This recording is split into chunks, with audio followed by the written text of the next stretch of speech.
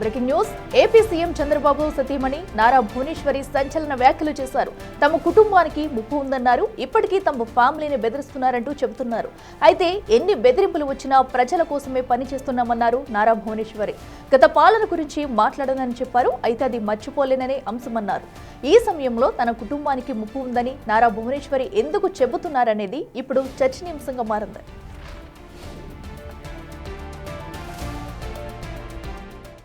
కుటుంబం కూడా ఒక త్యాగం చేస్తుంది. I have to tell you, we are facing lot of threats, but that doesn't matter to my family. At the end, మా ఫ్యామిలీకి మన రాష్ట్రం అనేది చాలా ముఖ్యం. మా కుటుంబం కూడా ఒక త్యాగం చేస్తుంది.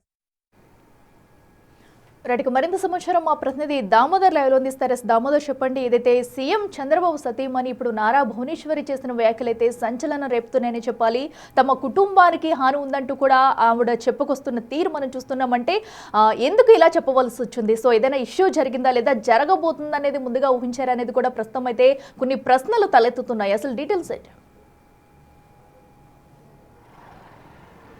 అఖిల 3 రోజుల పర్యటనకు కుప్పంలో ప్రస్తుతం నారా భువనేశ్వరి పర్యటిస్తున్నారు. నిన్న ఆమె కుప్పంలోని ద్రవిడ యూనివర్సిటీ విద్యార్థులతో పాటు అదేవిధంగా ఎంటర్ప్రెన్యూర్స్తో సమావేశమయ్యారు. ఈ సందర్భంగా ఆమె సుమారు ఒక అరగంట పాటు వారిని ఉద్దేశించి ప్రసంగించారు. ఈ ప్రసంగంలో అనేక అంశాలను ఆమె ప్రస్తావించారు. ముఖ్యంగా యువత ఏ విధంగా ఉండాలన్న విషయం మీద ఆమె ప్రత్యేకంగా మాట్లాడారు. దీంతోపాటు ఏదైతే గతంలో రాజమండ్రి ఏదైతే చంద్రబాబు నాయుడు అరెస్ట్ అయిన సందర్భంగా తమ కుటుంబానికి రాష్ట్రంలోను దేశంలోను ప్రపంచవ్యాప్తంగా ఉన్న తెలుగువారు ఏ విధంగా తమ కుటుంబాన్ని ఓన్ చేసుకుని తమకు మద్దతుగా వచ్చారు, వీధుల్లోకి వచ్చారు, ఇది మర్చిపోలేని అంశము. ఆ సమయంలోనే తనకు ఏదైతే ఈ రాజకీయాలు ఏదైతే ఈ విషయాల పట్ల ఆసక్తి ఏర్పడి తాను కూడా ముందుకు రావడం జరిగిందని చెప్పారు. ముఖ్యంగా ఏదైతే చంద్రబాబు అరెస్ట్ సమయంలో అటు మొత్తం రాష్ట్రమంతా తమ కుటుంబ సభ్యుల్లాగా భావించారంటూ కూడా ఆమె చెప్పుకొచ్చారు. ఆ తర్వాత అదే విషయాన్ని మాట్లాడుతూ యువత దేశము రాష్ట్రము దేశ భవిష్యత్తు పట్ల ఏదైతే అంకితం కావాలి, దేశం గురించి పోరాటం చేయాలంటూ కూడా ఆమె చెప్పారు. అదేవిధంగా దేశ అభివృద్ధిలో భాగస్వాములు కావాలి, దేశ రక్షణ విషయంలో పోలీసులు ఇంటెలిజెన్స్ వ్యవస్థ ఉంది కదా అంటూ ఏదైతే అటు వదిలేయకూడదు, తమ కుటుంబం కూడా త్యాగాలకు సిద్ధంగా ఉంది, తమకు ఇప్పటికీ థ్రెటనింగ్ కాల్స్ ఏదైతే బెదిరింపులు వస్తున్నాయి అయినా తాము ఇవేవి లక్ష్య పెట్టము, తమకు తమ కుటుంబానికి రాష్ట్రాభివృద్ధి ముఖ్యమంటూ వారు ఈ సందర్భంగా యువకులను ఉద్దేశించి మాట్లాడారు. ముఖ్యంగా గత 5 సంవత్సరాలు వైసీపీ పాలనలో అనేక ఇబ్బందులు ఎదుర్కొన్నాం, దాని గురించి తాను మర్చిపోలేను, అయితే దాని గురించి ఇప్పుడు మాట్లాడాల్సిన అవసరం లేదంటూ కూడా ఆమె చెప్పుకొచ్చారు. ముఖ్యంగా 25 నిమిషాల పాటు జరిగిన సుదీర్ఘంగా ఆమె ప్రసంగంలో అనేక అంశాలను ప్రస్తావించారు. ముఖ్యంగా యువత సెల్ ఫోన్కు ఏదైతే బానిస కాకూడదు, సెల్ ఫోన్కు ఏదైతే టెక్నాలజీని వాడుకొని ముందుకు వెళ్ళాలని, కానీ టెక్నాలజీకి బానిస అయితే అనేక ఇబ్బందులు ఏర్పడతాయంటూ కూడా హితబోధ చేశారు. ముఖ్యంగా ఏదైతే థ్రెటనింగ్ కాల్స్ విషయం గురించి మాట్లాడుతూ ప్రస్తుతం అనేక మంది అనేక రకాలుగా మాట్లాడుతుంటారు. సోషల్ మీడియాలో కానీ అదే వివిధ రకాలుగా బెదిరించడానికి ప్రయత్నిస్తున్నారు. వాటిని ఏమాత్రం లక్ష్య పెట్టకూడదంటూ తమ కుటుంబం కానీ చంద్రబాబు నాయుడు కానీ అదేవిధంగా లోకేష్ కానీ రాష్ట్రాభివృద్ధికి ఏ విధంగా పనిచేస్తున్నారన్న విషయాన్ని కూడా చెప్పుకొచ్చారు. ముఖ్యంగా సిఐ సదస్సు అత్యంత విజయవంతమైంది. లక్షల కోట్ల రూపాయలు రాష్ట్రంలో పెట్టుబడి పెట్టడానికి అందరూ ముందుకొస్తున్నారు. ఈ విషయంలో లోకేష్ యొక్క శ్రమ కూడా గుర్తించదగ్గదంటూ కూడా ఆమె ఈ సందర్భంగా తమ కుమారుని గురించి కూడా ప్రస్తావించారు. మొత్తం మీద కుప్పం ప్రజలు తమ కుటుంబానికి ఏ విధంగా మద్దతుగా ఉన్నారో వారికి కూడా తాము రుణపడి ఉంటామని చెప్పారు. అయితే ఏదైతే ఆమె కొంత ఎమోషన్ అయ్యారు ఏ విషయంలో, ఏదైతే చంద్రబాబు అరెస్ట్ తర్వాత రాజమండ్రిలో తాము ఉన్నప్పుడు అదేవిధంగా చంద్రబాబు అరెస్ట్ సమయంలో ప్రజలు తమకు ఏ విధంగా మద్దతు ఇచ్చారు, తమ కుటుంబాన్ని ఏ విధంగా ప్రజలు మద్దతు ఇచ్చి తమకు ఏదైతే తర్వాత ఎలక్షన్స్లో తమకు ఏ విధంగా తిరుగులేని మెజార్టీ ఇచ్చారన్న విషయం మీద కూడా ఆమె కొంత ఎమోషన్గా మాట్లాడాడు. అంటే తమ కుటుంబాన్ని రాష్ట్ర ప్రజలంతా తమ కుటుంబంగా ఓన్ చేసుకున్నారంటూ కూడా ఈ సందర్భంగా ఆమె ప్రస్తావించారు. ఈ రాష్ట్రం అభివృద్ధి ముఖ్యము, అది చంద్రబాబు నాయుడుకు అయితే ఈ రాష్ట్ర అభివృద్ధి తప్ప వేరే విషయాల గురించి ఆయన పట్టించుకోడు, అందుకోసమే ఆయన నిరంతరము పనిచేస్తున్నాడు, ఆయనకు మద్దతుగా తమ కుటుంబం కూడా పనిచేస్తుంది. అయితే వ్యాపారాలు నిర్వహించేటప్పుడు కానీ ఏదైనా పని చేసేటప్పుడు ఖచ్చితంగా ఏసీ రూముల్లో కూర్చోకూడదు. ఒక కార్యనిర్వాహక ఏదైతే ఒక కంపెనీ యజమానిగా కానీ ఒక సంస్థను నడిపించేటప్పుడు ఏసీ రూముల్లోని కూర్చొని పర్యవేక్షణ చేయకూడదు. క్షేత్రస్థాయిలో వెళ్ళాలి. తాను అదేవిధంగా పనిచేశాను. హెరిటేజ్ కానీ ఇతర సంస్థలు కానీ ఈ స్థాయికి రావడానికి ఎన్టీఆర్ ట్రస్ట్ యొక్క సేవలు ఈ విధంగా ప్రజలకు అందడానికి కారణం కూడా తాను క్షేత్రస్థాయిలో పూర్తి విషయాలు తెలుసుకొని ముందుకు వెళ్తుండడం వల్లే ఈ విధంగా జరిగిందన్నారు. అయితే థ్రెటనింగ్ కాల్స్ గురించి ముందు మాట్లాడుతున్నప్పుడు యువతకు ఒక మెసేజ్ ఇస్తూ ఈ విధంగా థ్రెటనింగ్ కాల్స్ వచ్చినప్పటికీ భయపడడం లేదు. తమ కుటుంబం త్యాగం చేయడానికి సిద్ధంగా ఉంది. అందులో ఎలాంటి ఇబ్బందులు ఎదుర్కోవడానికైనా తమ కుటుంబం సిద్ధంగా ఉందంటూ చెప్పుకొస్తూ ఇప్పటికీ ఏదైతే అధికారంలో ఉన్నప్పటికీ ఇప్పటికీ కొంత బెదిరింపులు వస్తున్నప్పటికీ తాము ఆ విషయాలను పట్టించుకోమంటూ కూడా చెప్పుకొచ్చారు. మొత్తం మీద జరిగే 27 నిమిషాల పాటు ఆమె ఈ ప్రసంగం చేశారు. ఆ తర్వాత ఏదైతే విద్యార్థులు అడిగిన ప్రశ్నలకు కూడా ఆమె సమాధానాలు చెప్పారు. ఏదైతే విద్యార్థులను యువతను ప్రోత్సహించే విధంగా వారిని ఉత్తేజపరిచే విధంగా ఈ ప్రసంగాన్ని ఇస్తూనే అందులో తమ కుటుంబానికి వచ్చిన బెదిరింపులు కూడా చెప్పుకొచ్చారు. Akhila right Damodar, thank you. So ఏదైతే ప్రస్తుతం అటు సీఎం భార్య నారా భువనేశ్వరి చేసిన వ్యాఖ్యలైతే అటు తెలుగు రాష్ట్రాల్లో సంచలనంగా మారాయని చెప్పాలి. సో తమ కుటుంబానికి ముప్పు ఉందంటూ కూడా ఆమె ఆవేదన వ్యక్తం చేశారు. ఒకసారి ఆవిడ ఏమన్నారో కూడా చూద్దాం. కుటుంబం కూడా ఒక త్యాగం చేస్తుంది. I have to tell you, we are facing a lot of threats, but that doesn't matter to my family. At the end, my family ki mana right, more details మా ఎగ్జిక్యూటివ్ ఎడిటర్ అశోక్ లైవ్లో అందిస్తారు.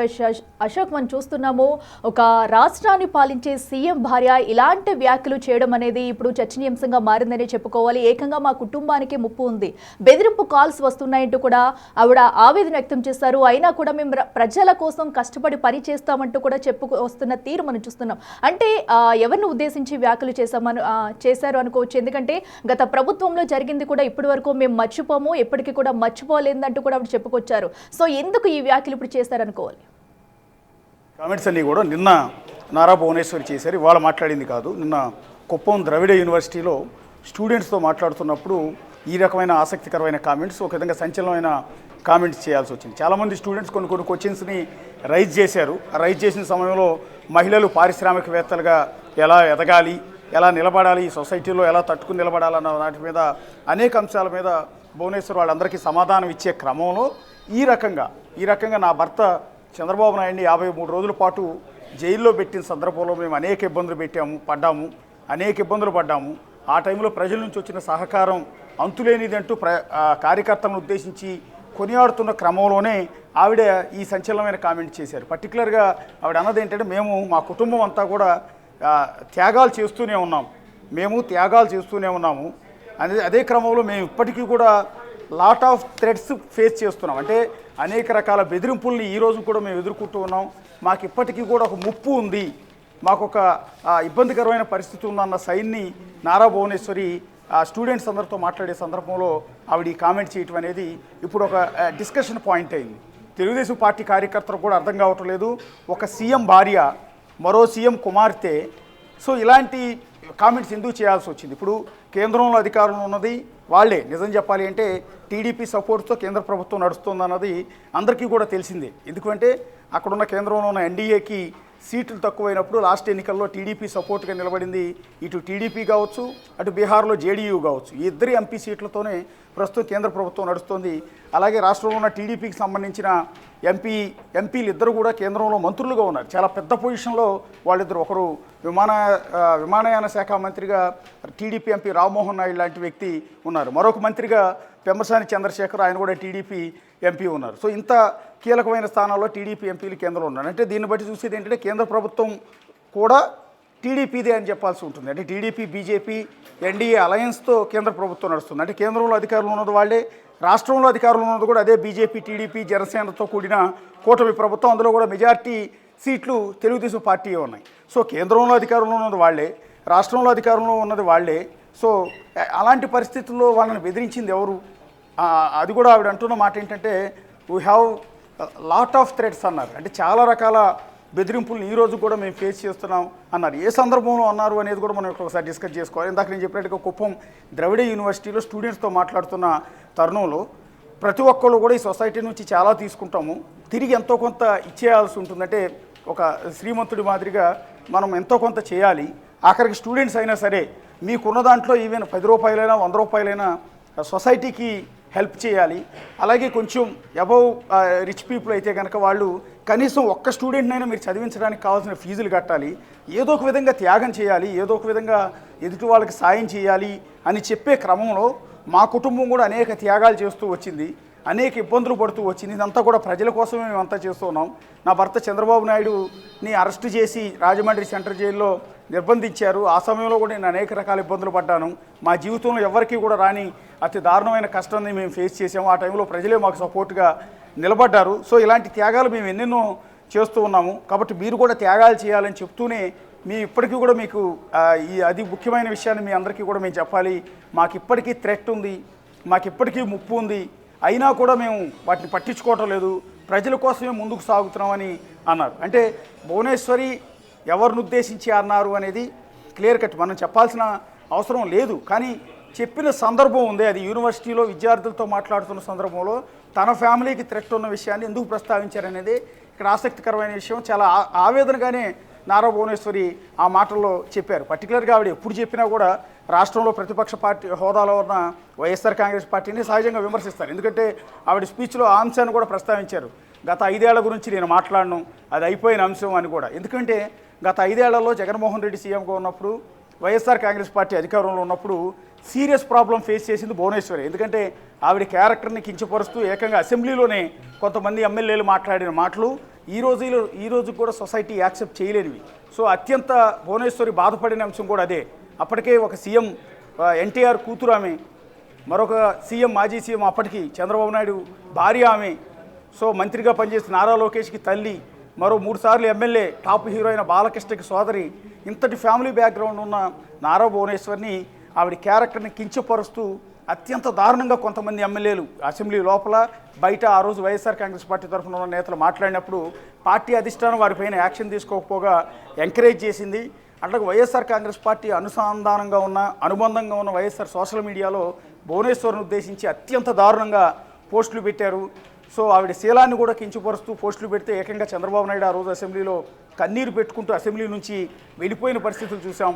ఆ తర్వాత party ఆఫీసులో press meet బట్టి జనాల ముందు బోరును వెలిపించిన పరిస్థితులు ఉన్నాయి. ఇవన్నీ కూడా ఆ కుటుంబంలో ఎప్పుడూ కూడా రానివి. సో ఇన్నేళ్ళు వాళ్ళ కుటుంబం నుంచి ఇంతమంది సీఎంలు అయినా కూడా, ఇంతమంది ఎమ్మెల్యేలు అయినా కూడా ఇంత దారుణమైన పరిస్థితి, పరాభవాన్ని ఎప్పుడు కూడా ఎదురు చూడాలి. సో అది అయిపోయింది, ముగిసిపోయింది, ఇబ్బందులు పడ్డారు.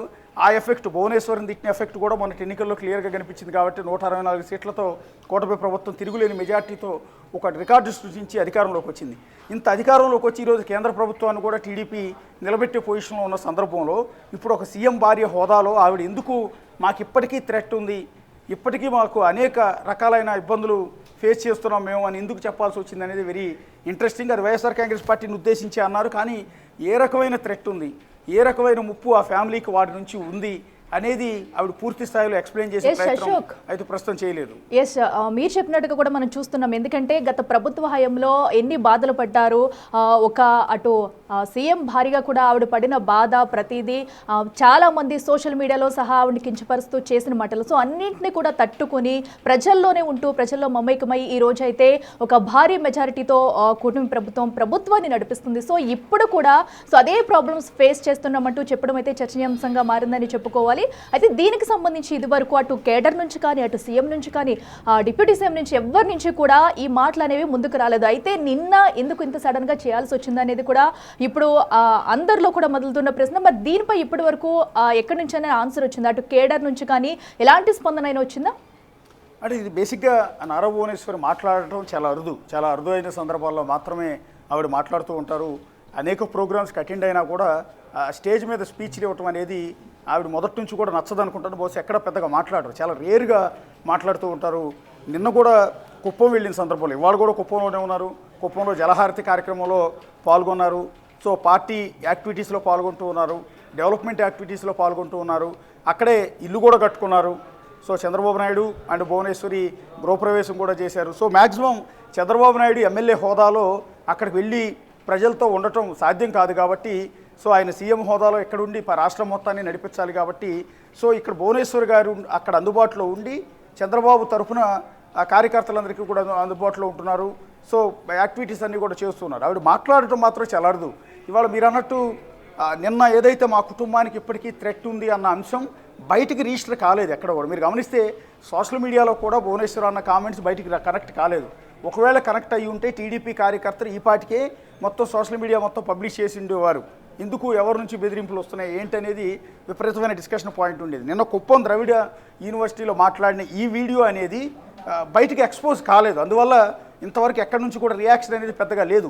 రెండోది, దీని మీద వైఎస్ఆర్ కాంగ్రెస్ పార్టీ ఏ విధంగా రియాక్ట్ అవుతుందని కూడా చూడాల్సి ఉంటుంది. ఎందుకంటే ఇప్పుడు మనం ఆవిడ డైరెక్ట్గా చెప్పకపోయినా కూడా మనం స్పష్టంగా చెప్పొచ్చు, వైఎస్ఆర్ కాంగ్రెస్ పార్టీని ఉద్దేశించి భువనేశ్వర్ ఆ రకమైన కామెంట్ చేశారు అని. సో వైఎస్ఆర్ కాంగ్రెస్ పార్టీ నేతల నుంచి థ్రెట్ ఉందనుకుంటున్నారా, లేకపోతే వైఎస్ఆర్ కాంగ్రెస్ పార్టీ సోషల్ మీడియాలోనే ఆవిడ గతంలో అత్యంత దారుణంగా అవమానించారు, కించపరిచారు కాబట్టి సోషల్ మీడియా నుంచి థ్రెట్ ఉందనుకుంటూ ఉన్నారా? ఎందుకంటే ఇప్పటికి కూడా వైఎస్ఆర్ కాంగ్రెస్ పార్టీలో చాలామంది ఆమెను కించపరుస్తూ పోస్టులు పెడుతూనే ఉన్నారు.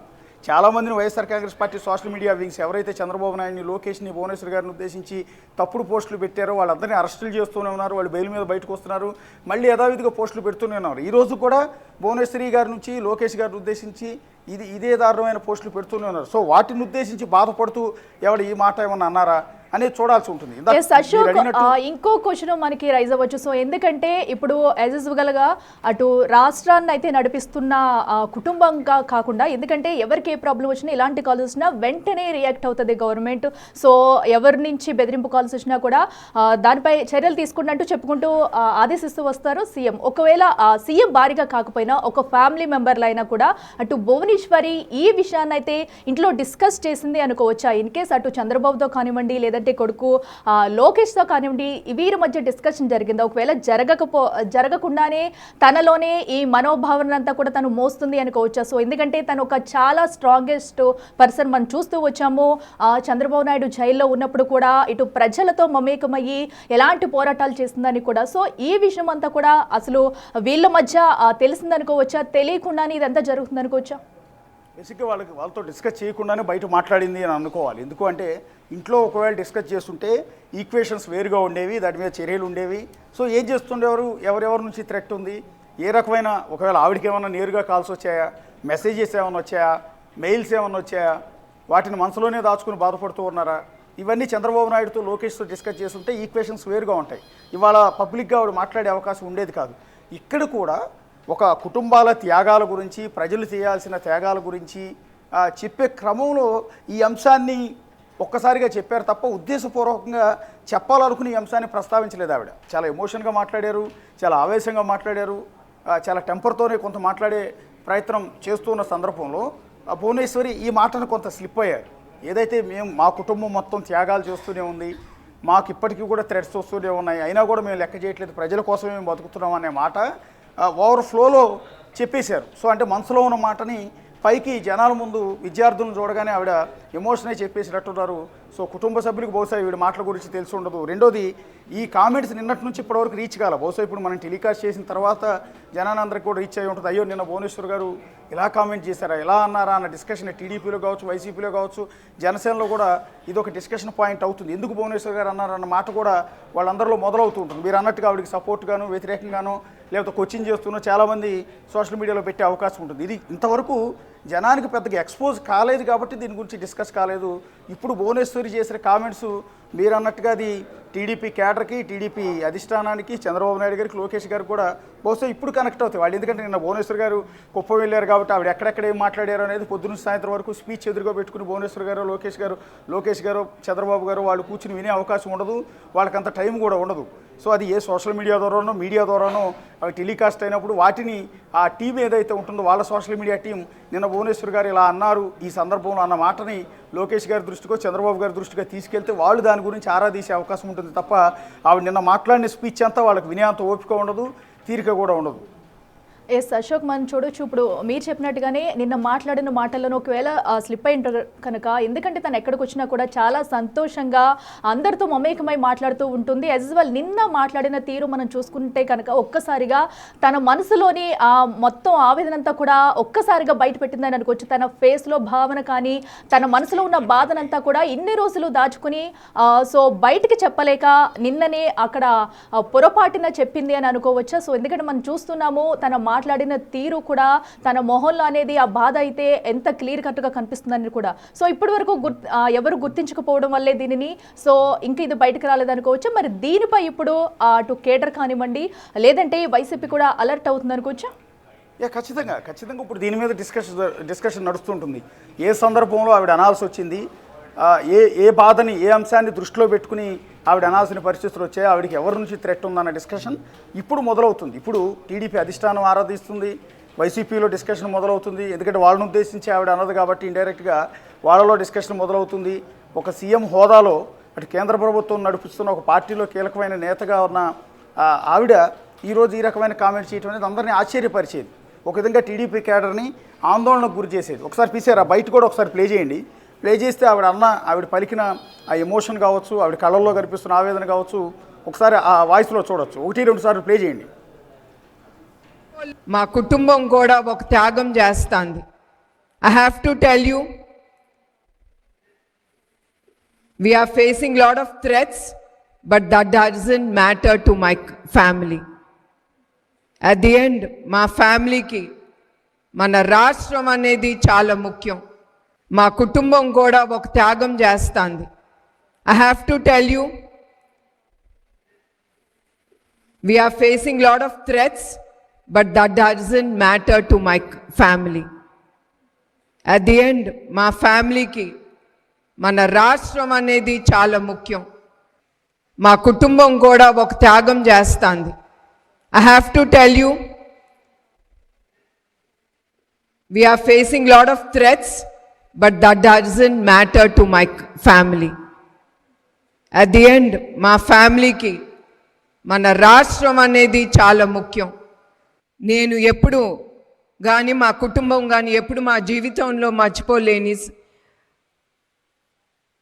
ఒక సంఘటన, ఆయన ఎప్పుడు రాజమండ్రిలో నిర్బంధించారో అప్పుడు ప్రజలు వచ్చారు చూడండి, అప్పుడు అది మా కుటుంబానికి ధైర్యం ఇచ్చింది. ప్రజలు ఉన్నారు, ఆయన చేసిన కష్టం ప్రజలు మర్చిపోలేదు. ఆయన కోసం ఇంకా మళ్ళీ మనం ముందు చూడబోమేమో, ఒక నాయకుడు కూడా కోసం, ఒక పొలిటీషియన్ కోసం. ఎందుకంటే మనందరికీ రాజకీయ నాయకుడు అనేసరికి ఒక మైండ్ బ్లాక్ ఉంటుంది. కానీ ఆయన కోసం ఆయన చేసిన కష్టం ప్రజలు మర్చిపోకుండా ఆయన కోసం ముందుకొచ్చారు చూడండి. అది మా కుటుంబం ఎప్పుడు ఎల్లప్పుడూ మన తెలుగు ప్రజలకే కాదు యావత్ భారతదేశంలో ప్రజలందరికీ మా హృదయపూర్వక ధన్యవాదాలు, పాదాభివందనాలు. అది సందర్భం, ఆవిడ మాట్లాడిన సందర్భం. రాజమండ్రి సెంట్రల్ జైల్లో చంద్రబాబు నాయుడిని అరెస్టు చేసి 53 రోజుల పాటు ఉంచినప్పుడు, రిమాండ్లో ఉంచినప్పుడు, జైలు దగ్గరలోనే ఉన్న ఒక ఇంటిని అద్దెకి తీసుకుని అక్కడే వంటలు చేసి ప్రతిరోజు కోర్టు అనుమతితో ఉదయం సాయంత్రం తన భర్తకి ఆవిడే స్వయంగా తీసుకెళ్లి జైలు దగ్గర వాహనంలో తీసుకెళ్లి జైలు సిబ్బందికి అప్పగించేవారు. సో ఆ 53 రోజుల పాటు అనేక నిరసన ప్రదర్శనలు చేశారు. కోడలు బ్రాహ్మణితో కలిసి భువనేశ్వరి రాజమండ్రిలో కొవ్వొత్తుల ర్యాలీ దగ్గర నుంచి ప్రతి ఒక్కటి కూడా చంద్రబాబు అరెస్టుని నిరసిస్తూ అది అన్యాయం అని చెప్తూనే ఆవిడ వివిధ రకాలుగా తన నిరసన తెలియజేసే ప్రయత్నం చేశారు. ఆ రోజు పార్టీ క్యాడర్ మొత్తానికి కూడా నేనున్నానని భరోసాని ఆవిడ ఇచ్చే ప్రయత్నం చేశారు. ఎప్పుడైతే చంద్రబాబు నాయుడు అరెస్ట్ అయినప్పుడు పార్టీ క్యాడర్ డేలా పడిపోయింది, ఆందోళన పడిపోయింది. అసలు చంద్రబాబు నాయుడుకి బెయిల్ వస్తుందా లేదా అనే టెన్షన్లో వాళ్ళందరూ ఉన్నారు. పార్టీ పరిస్థితి ఏంటని భయపడిపోయారు. త్వరలో ఎన్నికలు రాబోతున్నాయి, ఎన్నికల్లో అసలు గెలవబోతామా, పోటీ ఇవ్వబోతామా లేదా అన్న టెన్షన్లో పార్టీ కేడర్ అంతా నలిగిపోతున్న సందర్భంలో నేనున్నానంటూ ఆ రోజు భువనేశ్వరి ఎంత ధైర్యంగా ముందుకొచ్చి ప్రజలందరితో మాట్లాడారు. అప్పటి వరకు భువనేశ్వరి ఏ స్టేజ్ మీద కూడా మాట్లాడిన సందర్భాలు లేవు, ఏ మీటింగుల్లో కూడా మాట్లాడిన సందర్భాలు లేవు. కానీ భర్త జైల్లో ఉన్నప్పుడు మాత్రం ఆవిడ నోరు విప్పారు. అనేక స్టేజ్ల మీద ఆవిడ భువనేశ్వరి మాట్లాడుతూ వచ్చారు. ఆ సందర్భాన్ని వాళ్ళు గుర్తు తెచ్చుకున్నారు, అది కూడా స్టూడెంట్స్ ముందు. ఇక్కడ గమనించాల్సింది ఏంటంటే నిన్న ఆ సందర్భం కూడా కాదు, స్టూడెంట్స్ ముందు కుప్పం ద్రవిడ యూనివర్సిటీలో స్టూడెంట్స్ అడిగిన ప్రశ్నలకు సమాధానాలు ఇచ్చే క్రమంలో వాళ్ళతో జరిగిన ఇంటరాక్షన్ సెషన్లో ఈ అంశాలన్నీ గుర్తు తెచ్చుకుని బాధపడ్డారు. తనను ఏ విధంగా ఇబ్బంది పెట్టారు, తన క్యారెక్టర్ని ఏ రకంగా కించపరిచేలా చేశారని గతంలో కూడా 2-3 సమావేశాల్లో ఆవిడ ప్రస్తావించారు, బాధపడ్డారు. అయిపోయింది అనుకున్నాను, ఎందుకంటే ఇప్పుడు ఆల్రెడీ అధికారంలోకి వచ్చి 2 ఏళ్ళు కావస్తుంది. సో ముఖ్యమంత్రిగా ఆయన 4వసారి ప్రమాణ స్వీకారం చేశారు. 2 ఏళ్ళు పదవీకాలం పూర్తి చేసుకున్నారు. చాలా కీ రోల్లో ఉన్నారు, సెంట్రల్లోనూ స్టేట్లోనూ. ఈ సందర్భంలో చాలా హ్యాపీగా చెప్తారు అనుకుంటే ఆవిడ ఆవేదనతో బాధతోనే మరోసారి మా కుటుంబానికి థ్రెట్ ఉందని, మా కుటుంబాన్ని ఇప్పటికీ బెదిరిస్తున్నారని, అయినా కూడా మేము ప్రజల కోసం పనిచేస్తున్నామని, మా కుటుంబం మొత్తం త్యాగాలు చేస్తుందని స్టూడెంట్స్ ముందు నోరు విప్పటం వెనక కారణం ఏంటనేది బహుశా టీడీపీ కేడర్ కూడా అర్థం కావట్లేదు. సో ఇప్పుడు మనం ఎక్స్పోజ్ చేసాం కాబట్టి ఇక నుంచి దీని వివరణ, దీనికి సమాధానం కూడా ఇచ్చే అవకాశం ఉంటుంది. ఇప్పటికీ కూడా ఆవిడ కుప్పంలోనే ఉన్నారు, తన భర్త నియోజకవర్గంలోనే ప్రస్తుతం పర్యటిస్తూ ఉన్నారు. సో అప్పుడు తాను ఎందుకు ఈ మాటలు అనాల్సి వచ్చింది అనేది బహుశా ఇవాళ ఏమైనా వివరణ ఇచ్చే అవకాశం కూడా ఉంటుంది. Okay, right Ashok, thank you. Yes, చూస్తున్నాం కదా ప్రస్తుతం అయితే అటు నారా భువనేశ్వరి చేసిన వ్యాఖ్యలు అయితే సంచలనంగా మారేనే చెప్పాలి. సో ఏదైతే గత ప్రభుత్వ హయాంలో తను జరిగింది మర్చిపోలేను, కాబట్టి అది ఎప్పటికీ మర్చిపోలేనంటూ చెప్పుకొస్తూనే ఇప్పటికీ కూడా మాకు థ్రెట్ ఉంది, మా కుటుంబం ప్రజల కోసం ఎన్నో త్యాగాలు చేస్తూ వస్తుంది, ఇంకా అలాగే చేస్తూ ఉంటామంటూనే తన ఆవేదన అంతా కూడా నిన్నైతే విద్యార్థులతో పాల్గొన్న సమావేశంలో అయితే ఆవిడ తన ఆవేదనను మొత్తం కూడా బయట పెట్టారు. సో దీంతో ఇప్పుడు అటు కేడర్ అలర్ట్ అవుతుందా, మరి దీనిపై ఎవరు ఏ విధంగా స్పందిస్తారనేది కూడా ఉత్కంఠగా మారిందని చెప్పాలి. ఒకసారి నారా భువనేశ్వర్ ఏమన్నారు ఒకసారి చూద్దాం. ఎప్పుడు మా కుటుంబం కూడా ఒక త్యాగం చేస్తుంది. I have to tell you, we are facing lot of threats, but that doesn't matter to my family.